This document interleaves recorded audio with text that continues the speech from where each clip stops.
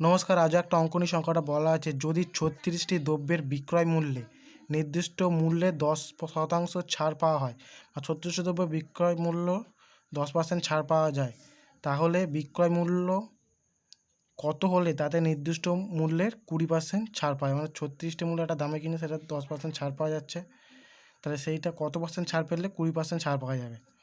কত টাকা হলে হবে? 32 টাকা হলে ছাড় পাওয়া যাবে। ধরে নিয়েছি দ্রব্যের নির্দিষ্ট মূল্য এক্স টাকা।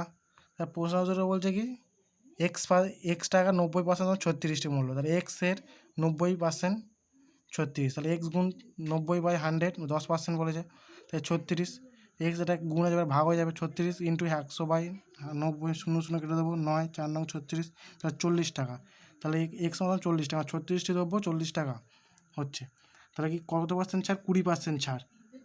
তাহলে কি এক্স 20% ছাড়, তাহলে 20% ছাড় 40 টাকার ওপর, 40 গুণ 80, 20 মানে 80, 20% ছাড় মানে 80 হবে, তা 40 গুণ 80/100, এই শূন্য শূন্য কেটে দেবো, এই শূন্য শূন্য কেটে দেবো, তাহলে 8 4 কত? 32 টাকা। তাহলে কত হবে? 32 টাকা।